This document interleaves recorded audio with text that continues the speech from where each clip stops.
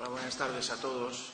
Es para mí pues un auténtico placer y un auténtico privilegio poder estar en una ciudad histórica como Pamplona, capital del milenario Reino de Navarra. Cuando uno pues llega a una ciudad así, se da cuenta que no es solamente una ciudad, sino que está transitando pues por un pedazo vivo de historia. Dicen que es de bien nacido ser agradecido. Entonces a mí me gustaría empezar dando las gracias. Dar las gracias a todos ustedes, primeramente, pues por haber venido. Dar las gracias pues también a Rubén Torres, a Luis Nasarre, Santiago Mancebo y en definitiva pues a todas aquellas personas que han colaborado para que pues esta charla o esta reunión o como queramos llamar pues sea posible en el día de hoy. Hace unos cuantos años yo era ateo. Bueno, más que ateo era ateísta, porque el ateo es el que considera que Dios no existe, pero el ateísta va un punto más allá. El ateísta es una persona que considera que no solamente considera que evidentemente Dios no existe, sino que además trata de destruir la fe de aquellas personas que son creyentes. Yo era de este caso.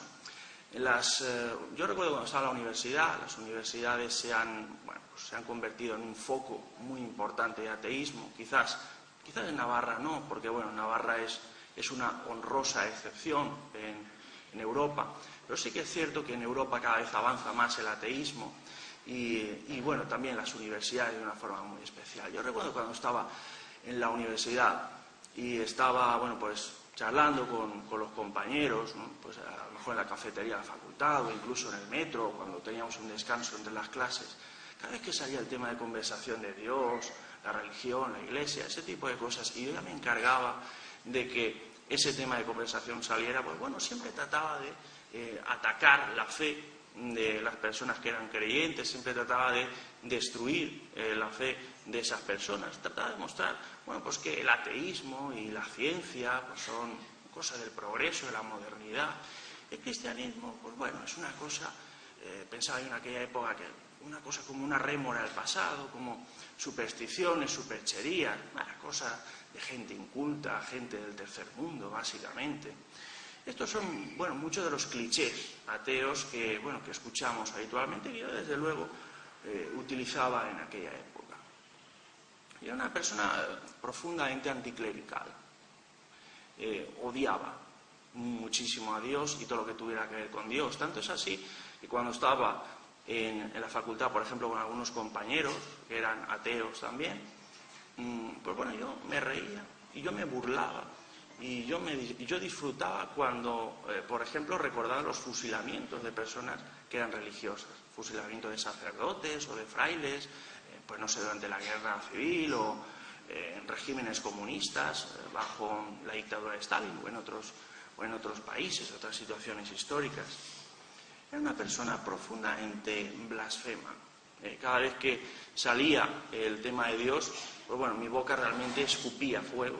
Entonces empezaba a decir una barbaridad detrás de otra y decía auténticas barbaridades, ¿no? En aquella época.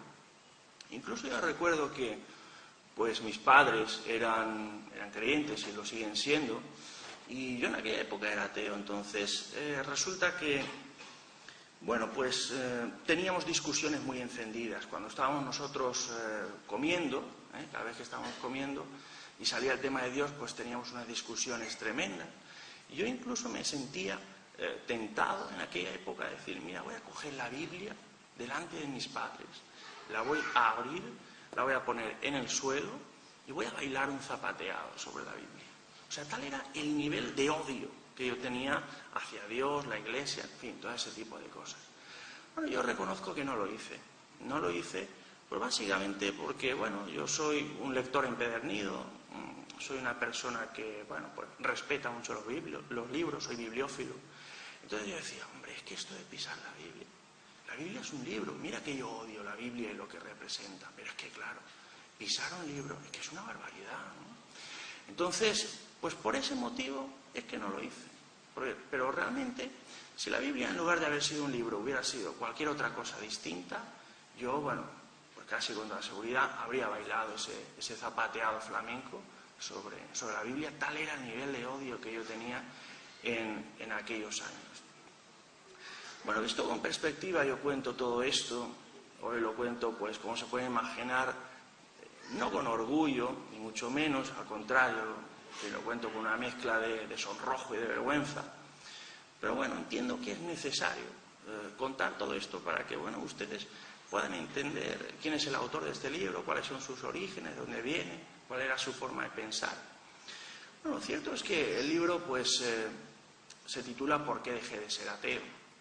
Entonces, claro, evidentemente, en algún momento dejé de ser ateo. Se preguntarán ustedes, ¿cómo cambió la cosa? ¿A partir de qué momento, qué sucedió para que este ateo furibundo pues comenzara a creer en Dios? Bueno, lo voy a contar, pero no lo voy a contar ahora. Lo vamos a contar después de la publicidad.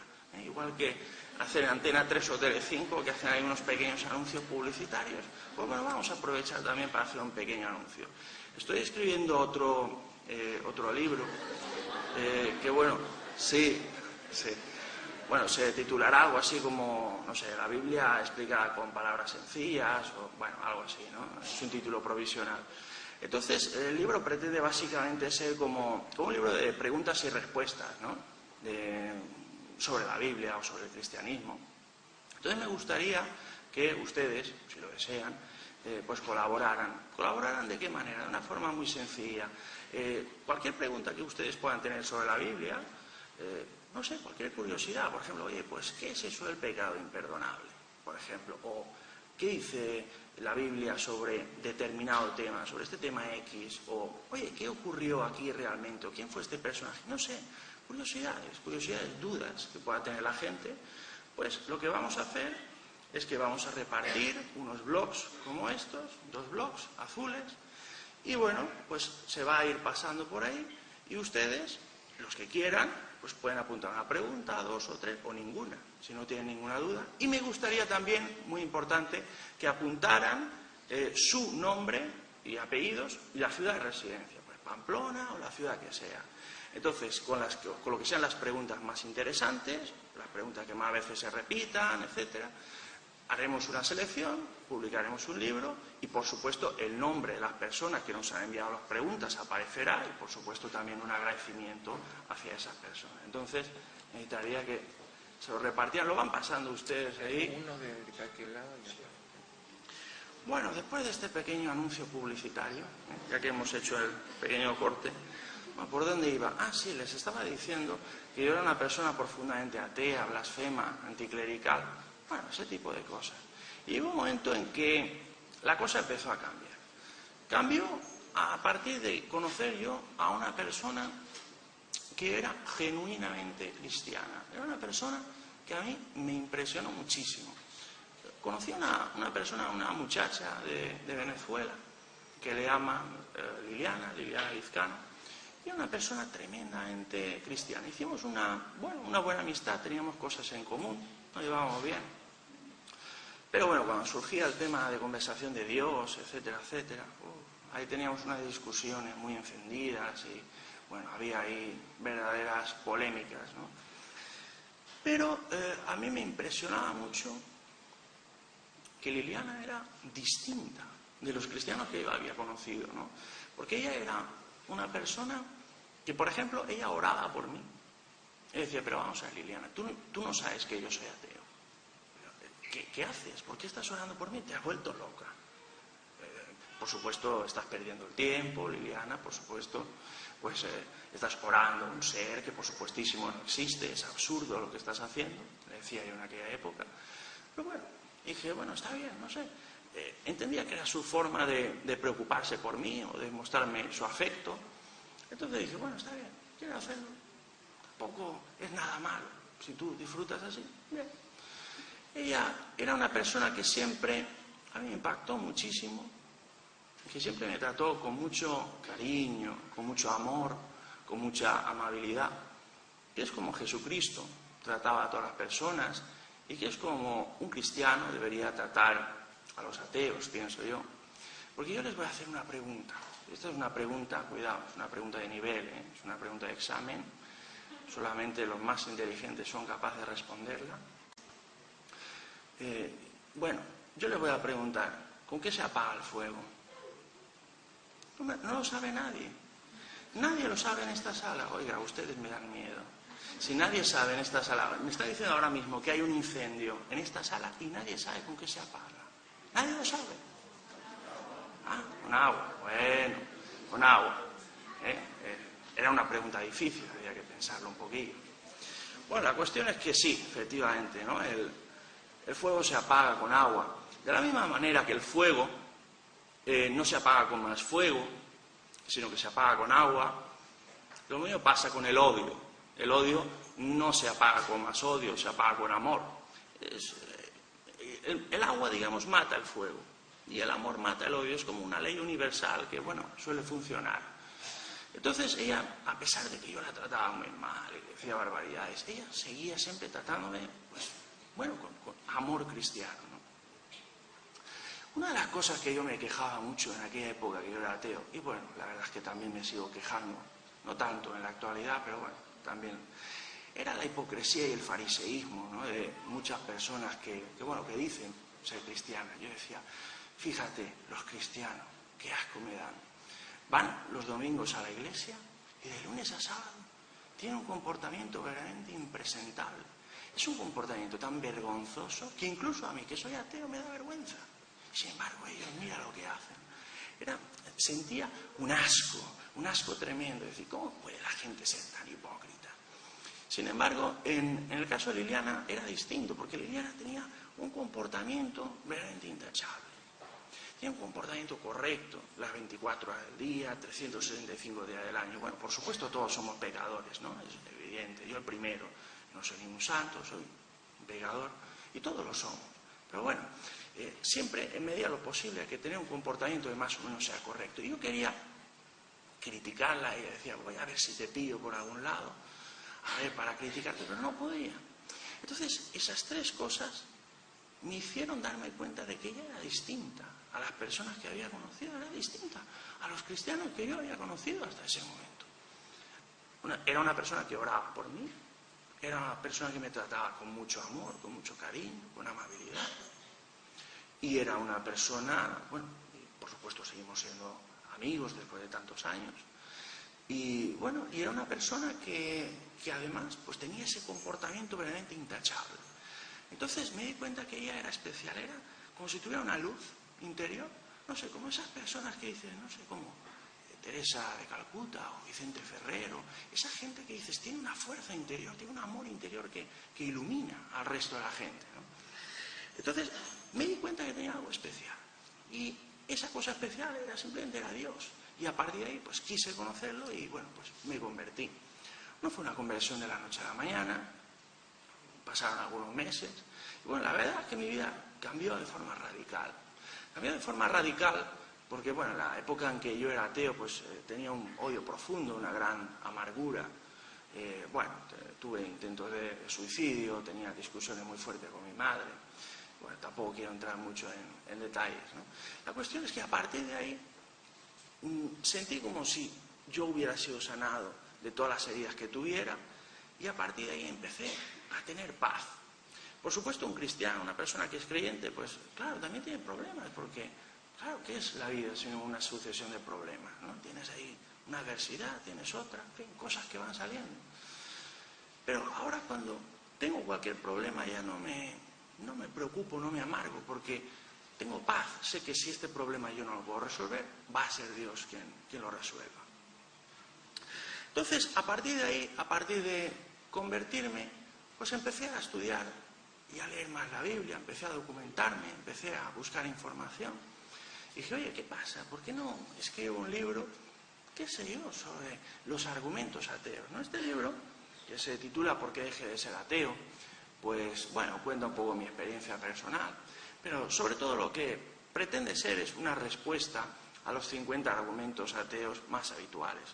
Todos hemos escuchado argumentos del estilo de, a ver, si Dios existe, ¿por qué no lo ha demostrado nadie? O, por ejemplo, si Dios existe, ¿por qué permite que haya desgracias en el mundo, injusticias?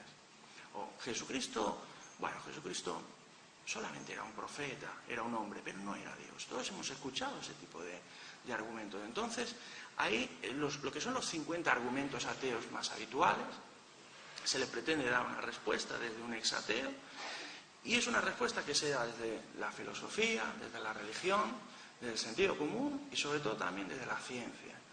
Porque el ateo por lo general es una persona que, bueno, pues valora muchísimo la ciencia, la tiene en una altísima estima, ¿no? Entonces, algunos ateos, por ejemplo, vamos a comentar algunos pequeños ejemplos. Algunos ateos nos dicen, mira, si Dios existe, ¿por qué no lo habéis demostrado? Porque al fin y al cabo el que afirma una cosa es el que tiene la obligación de demostrarla. Claro, las cosas funcionan así. Yo me pregunto, mira, si quisiéramos demostrar la existencia de Dios, ¿podríamos hacerlo con los medios de los que disponemos? ¿Con los medios científicos de los que disponemos? Por el amor de Dios, si tenemos una ciencia tan ridícula, esa ciencia que algunos ateos idolatran, una ciencia que es incapaz de curar el constipado. Cada vez que llega el invierno la gente se resfría. Una cosa tan simple como el constipado, no estoy hablando del SIDA o del cáncer, el constipado. Una cosa tan simple. Eso, nuestra poderosa ciencia, nuestra idolatrada ciencia, es incapaz de curar una cosa tan simple como eso. Si ni siquiera hemos conseguido salir del sistema solar, y mira que es un sistema pequeñito, si no conseguimos conseguir esas cosas, si no logramos esas cosas, ¿cómo vamos a poder demostrar la existencia de Dios? Con una ciencia tan ridícula, tan primitiva y tan limitada como la que tenemos. Empecemos primero por curar el resfriado y luego ya nos marcaremos otros objetivos mayores. Algunas personas dicen, bueno, pero Dios no existe. ¿Cómo? Claro, no existe porque no se ha demostrado. Yo creo que hay determinadas cosas que sí que existen, aunque no se puedan demostrar. Por ejemplo, yo creo que el amor existe. Y pienso que el amor existe, aunque no se pueda demostrar, porque al fin y al cabo no podemos demostrar la existencia del amor con una, con una ecuación matemática, por ejemplo, o con una probeta en un laboratorio. El amor no se pesa, no se toca, no puedes decir, mira, te quiero 30 metros cúbicos de amor o te quiero 20 kilómetros de amor, no puede ser.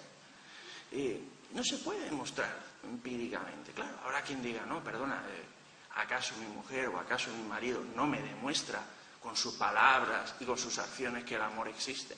Bueno, está bien, te lo admito, pero yo creo que ese razonamiento no lo darían como válido en ningún laboratorio del mundo. Eso no sería, digamos, una demostración empírica de nada. Y no por eso no porque no podamos demostrar con una raíz cúbica o con una raíz cuadrada que el amor no existe, no por eso vamos a decir que no exista. Hay cosas que existen, aunque no las podamos demostrar. Hay cosas, sin duda, que existen, aunque no las podamos ver. Bien, hace cuestión de unos pocos años, creo que 5 o 6 más o menos, pues los científicos de la NASA dijeron una cosa que a mí me llamó mucho la atención. Dijeron, atención, que el 95% del universo, cuidado, 95% del universo es invisible. Es decir, está compuesto de una materia que se llama materia oscura y que resulta que es invisible. Eso significa que todo ese universo que nosotros vemos es un universo tan grande que vemos con los telescopios, con millones y millones de años luz de distancia, con esas nebulosas, esas galaxias, los agujeros negros, esa inmensidad, con ese tamaño tan monstruoso. Cuidado, solo es un 5% de lo que realmente hay. Hay un 95% más de cosas, lo que sea, que están ahí y que no lo podemos ver. Claro, cuando esto nos lo dicen los astrofísicos de la NASA, nos lo creemos. Porque decimos, claro, es que estos tíos son los de la NASA. ¿Quién va a saber más que ellos? Entonces decimos, claro, está bien, sí. La cuestión es, ¿cómo podemos creer que el 95% de todo cuanto existe es invisible? Y luego decir que Dios no existe porque al fin y al cabo, como no lo ha visto nadie nunca, para mí me parece una auténtica paradoja. Creo que es una pregunta para pensar un poquito. ¿Sabes qué ocurre? Que Dios no existe. El universo se creó solo, ya sabes. Pues el Big Bang, hubo un día una explosión muy gorda, muchos millones de años de por medio. Está bien. Aquí hemos llegado. El escritor francés Jules Rostand decía que la autocreación del universo es un cuento de hadas para personas adultas. Yo creo que en el fondo pues es así, ya que yo me pregunto, ¿acaso alguna vez alguien ha visto algo que se cree a sí mismo? ¿Acaso alguna vez hemos visto un árbol que se cree a sí mismo? ¿Hemos visto acaso alguna vez un mosquito que se cree a sí mismo? Algo más diminuto, un microbio. ¿Acaso alguna vez en toda la historia de la humanidad se ha observado alguna vez que un microbio se cree a sí mismo? Eso no se ha observado nunca. Entonces, si un microbio, que es una cosa minúscula, no se crea a sí mismo, ¿cómo podemos pensar que el cosmos, con lo grande que es, con lo gigantesco que es, se ha creado a sí mismo? A mí me parece que es atentar contra el sentido común y contra la lógica.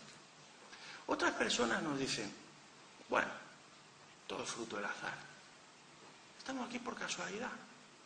Esa es el Big Bang, una explosión, muchos millones de años de por medio, la evolución. Y aquí estamos. Los seres humanos hemos aparecido en la Tierra pues por chiripa, por una combinación de factores. Hubo suerte y ya está.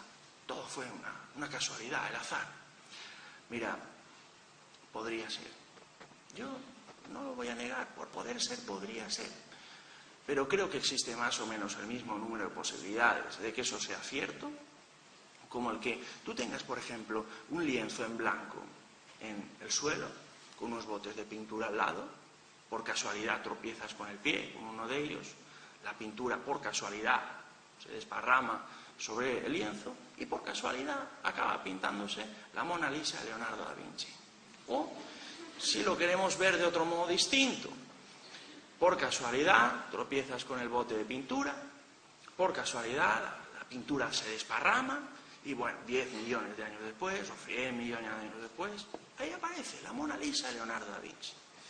Bueno, yo podría admitir, dijéramos, mira, si estamos hablando de un cuadro de arte moderno, yo no sé si han visto esos cuadros absolutamente espantosos, esos cuadros horribles, ¿no? Que dicen, bueno, pero este cuadro lo puede pintar un niño de 4 años, es un pecado que lo estén exhibiendo en un museo, ¿no? Bueno, ven esos cuadros tan horribles, que son 4 pinceladas absurdas, que parece que han cogido un bote de pintura, han lanzado 4 manchas, y ahí se ha quedado, y ahí lo están exhibiendo, y ahí pasan unos finolis por el museo, y dicen, oh, pero es una obra de arte, es una maravilla, bueno, está bien, yo lo puedo admitir, si nosotros tenemos un engendro así, porque eso ni es arte ni es nada, eso es una tomadura de pelo.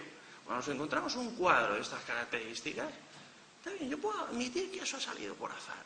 Puedo decir, está bien, tú tenías el cuadro en el suelo, tropezaste con el bote de pintura, la pintura se desparramó, hay 4 manchas absurdas, está bien, ahí está, exhibiéndose en un museo y la gente pagando por verlo, muy bien. Puedo admitir que eso ha salido por azar.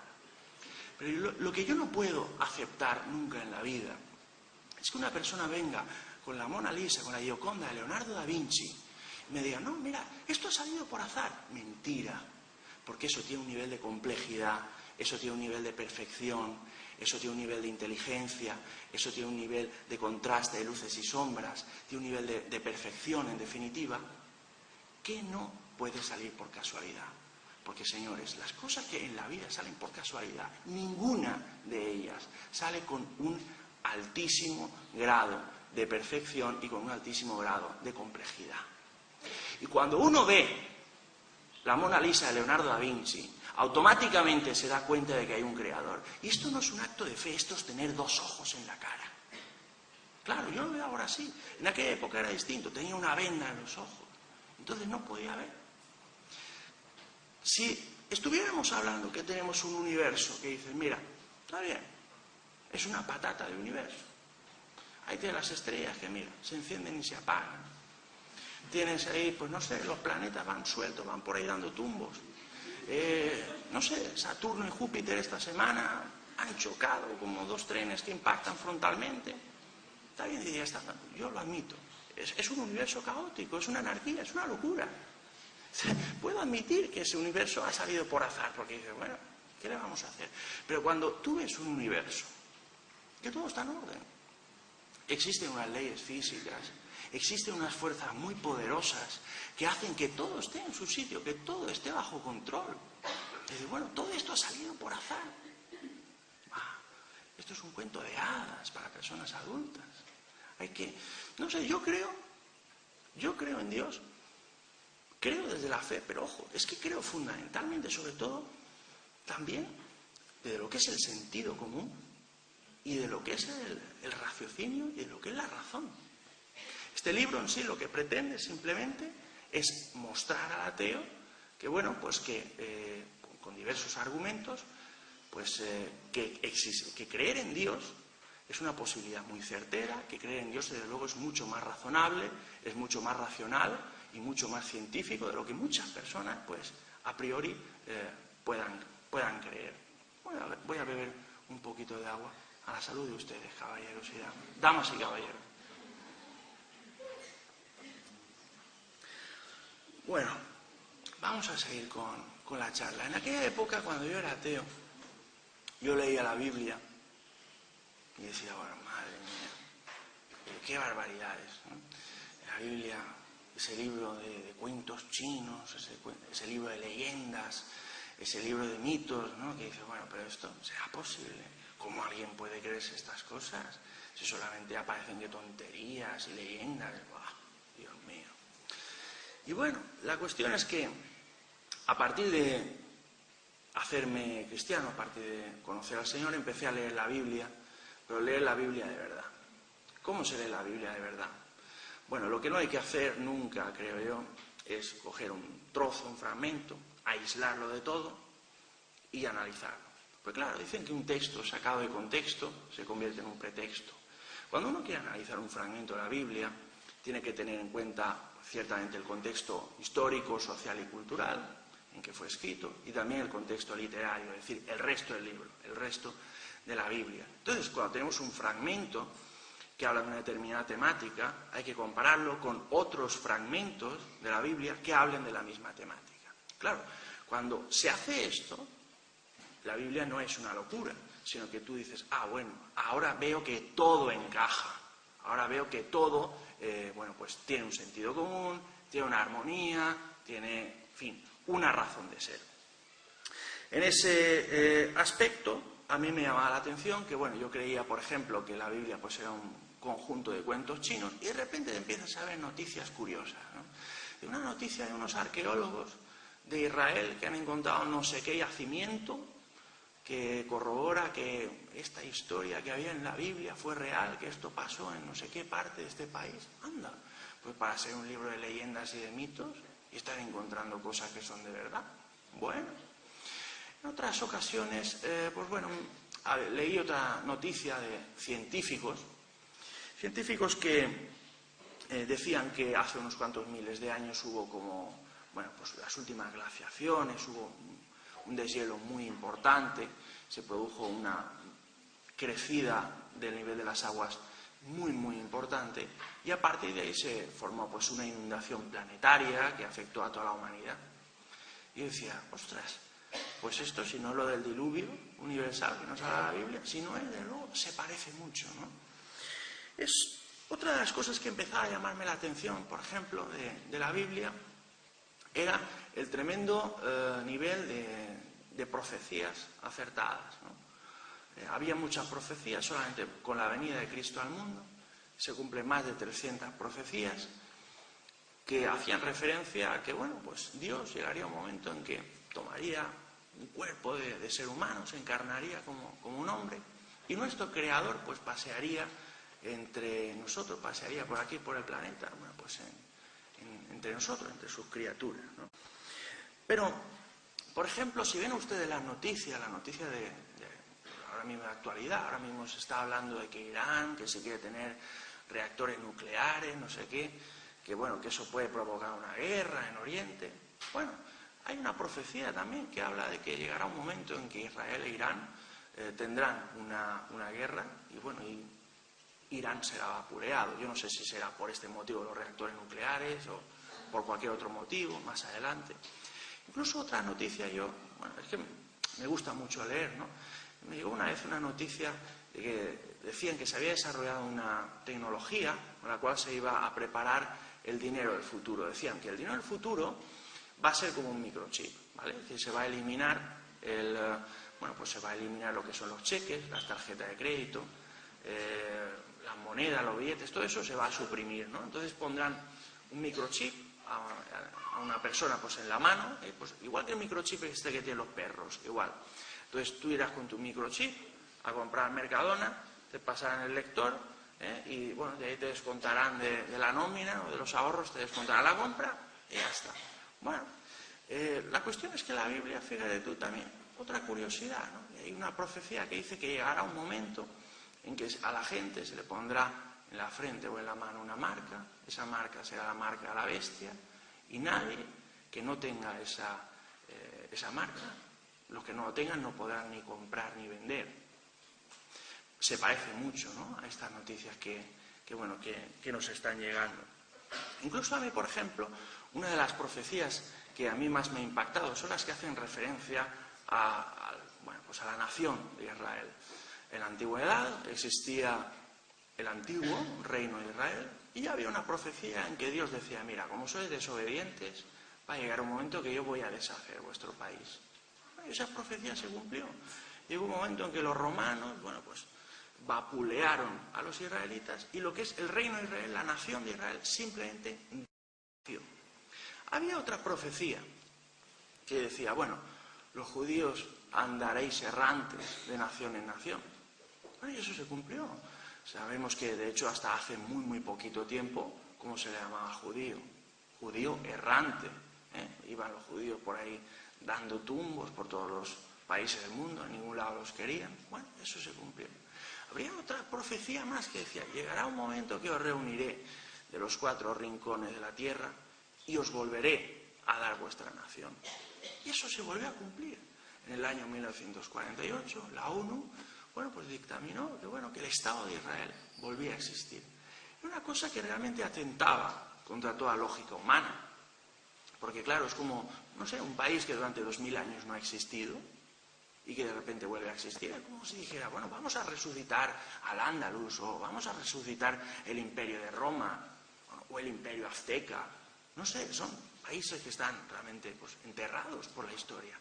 Entonces, pretender o tener la esperanza de que eso algún día puede volver a existir atentaba contra toda la lógica humana. Y aún así estaba escrito en la Biblia y otra vez se volvió a cumplir. Incluso en la Biblia se llega a encontrar cosas muy, muy interesantes. Por ejemplo, hay determinadas teorías científicas que han sido, incluso descubiertas recientemente, incluso hace unas pocas décadas, algunas de ellas, y ya aparecen mencionadas en la Biblia. Sabemos que, por ejemplo, durante siglos se estuvo debatiendo si la Tierra era plana o si la Tierra era esférica. Sobre eso, corrieron ríos de tinta y también ríos de sangre.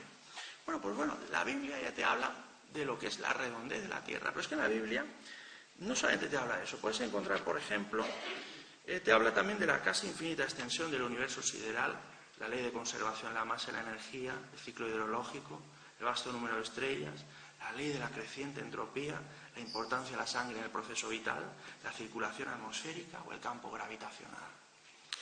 Por supuesto, claro, no se va a encontrar con un lenguaje técnico como podríamos tener en un libro de bachillerato escrito en el siglo XXI, pero todo eso ya aparece mencionado ahí.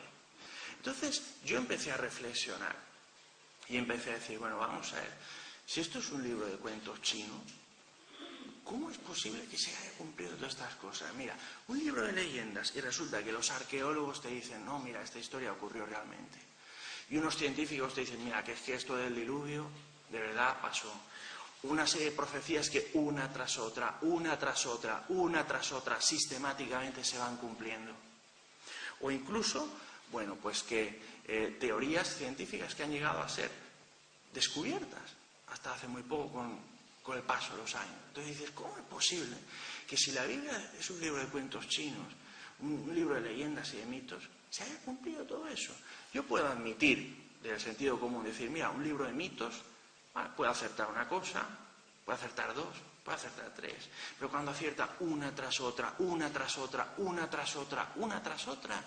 entonces es que ya no es un libro de cuentos chinos, Entonces es que ese libro es especial, ese libro es la palabra de Dios. Ese libro es, digamos, el libro de instrucciones que nuestro Creador nos dio a los seres humanos para que nosotros podamos vivir la vida acorde a su voluntad. Hay ateos que pueden decir, bueno, está bien, supongamos que hay un Dios. ¿Por qué tiene que ser el Dios cristiano? A ver, hay tantas religiones. ¿Por qué no va a ser la religión verdadera del Islam, o el budismo, o cualquier otra? Lo cierto es que hay muchos nombres para la religión en el mundo, pero en el fondo todas las religiones, a excepción de la cristiandad bíblica, todas encajan dentro de la misma categoría. Todas las religiones te explican que tú vas a obtener un premio en la otra vida. Llámale cielo, paraíso, nirvana, llámale como quieras. Y que ese premio tú lo vas a obtener con tus propios méritos. Pues ya sabes, ¿no? Haciendo buenas obras o cumpliendo con determinados rituales religiosos. La Biblia te explica que todo eso está muy bien, pero que es insuficiente. Que es insuficiente por la sencilla razón de que todos somos pecadores y al tener pecado, bueno, pues quedamos destituidos de la gloria de Dios, quedamos apartados, ¿no?, de la gloria de Dios, y el cielo, de algún modo, se cierra las puertas del cielo. Porque todas las personas, incluso las personas más buenas, incluso las personas más santas, también esas tienen pecado. Y Dios, en su perfección o en su santidad, no puede permitir que alguien con pecado esté en su presencia. Es como si vamos a hacer un acto muy importante, un acto que va a estar, pues qué sé yo, va a estar el rey don Juan Carlos, y va a estar el presidente de Navarra, y van a estar, pues no sé, el presidente del gobierno español, y bueno, gente así muy importante. Y de repente tú apareces con tu traje de corbata y tal, pero ahí tienes un manchurrón de tinta, ¿no?, o vas un poco sucio. Claro, no te van a decir, pase usted, te van a decir, oiga, cámbiese la camisa. Aquí hay gente importante, no te van a dejar pasar con una mancha. Y ahí nosotros, los seres humanos, tenemos un problema muy grave. Y es que ese problema es que todos somos pecadores, todos, bueno, pues tenemos pecado. Por lo tanto, la única forma que tenemos de salvarnos es aceptar a Jesucristo. Es decir, no es que nosotros mismos, por nuestro mérito, nos salvamos, sino que es Dios el que manda a su Hijo, el que manda a Cristo, y es Él el que te salva a ti. Yo pensando en lo que son, bueno, pues personas que a lo mejor pues no sean creyentes o que pueda haber en la sala, voy a poner un ejemplo muy gráfico y creo que se va a entender bien. Pensemos en una persona que no sabe nadar. Esa persona que no sabe nadar tiene la brillante idea de lanzarse, de zambullirse en una piscina honda. ¿Qué va a ocurrir? Pues esa persona se va a ahogar, lógicamente. Las religiones del mundo le van a decir, tranquilo, tú por tus méritos te vas a salvar. Tú por tus méritos vas a salir de esa piscina adelante, sálvate. La Biblia dice otra cosa. La Biblia dice, ¿tú no te das cuenta que tú no vas a poder salvarte a ti mismo? ¿Tú no te das cuenta que no sabes nadar? Tú lo que necesitas es que un socorrista se zambulla en esa piscina y te pueda rescatar. Pues bien, ese socorrista es Jesucristo. Por eso es tan importante que nosotros podamos aceptarlo pues como Señor y Salvador de nuestras vidas, ya que a través de su sacrificio es que Él vino a salvar a la humanidad.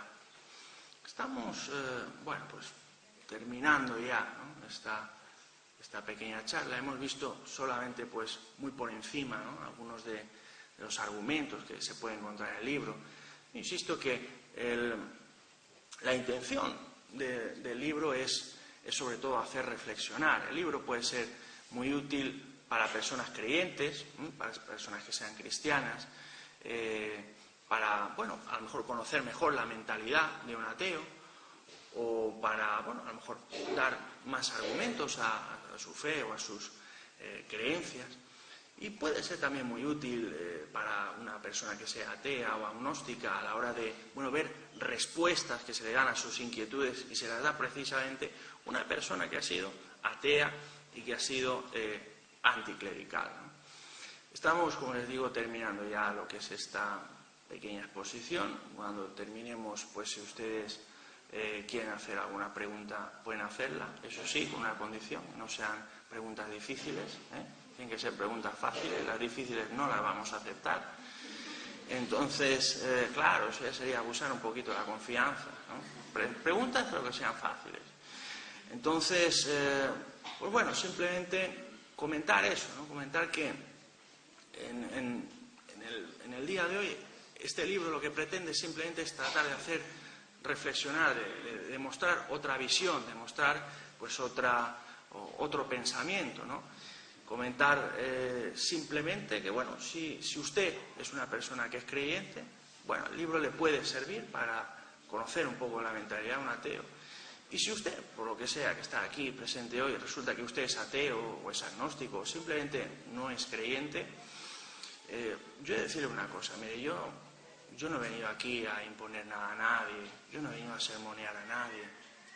Está bien si usted, por ejemplo, es ateo, tiene usted derecho a tener las creencias que usted quiera, porque al fin y al cabo, este es un país libre, ¿no? O al menos eso dicen. Así que puede usted tener la creencia y la forma de pensar que usted quiera, pero yo le invitaría a que leyera este libro. Leyera este libro, bueno, pues sin prejuicio, ¿no? Sin esos prejuicios, los cristianos, la gente creyente, todos son unos analfabetos, son, en fin, unos del tercer mundo, tal. Se pudiera liberar de esos prejuicios y pudiera, con una mente abierta, leer este libro. Yo le respeto a usted como persona, pero bueno, también me gustaría que usted pudiera respetarme a mí y a lo que represento. Y le puedo asegurar que si lee este libro, va usted a darse cuenta de que creer en Dios es mucho más razonable, mucho más racional, mucho más sensato, mucho más científico incluso, de lo que muchos ateos nos quieren hacer creer en la actualidad. Que Dios existe es una posibilidad muy real, es una posibilidad muy certera, es una posibilidad en la cual yo creo firmemente y creo que es así desde la fe, desde la razón y desde el sentido común. Muchas gracias a todos por su atención.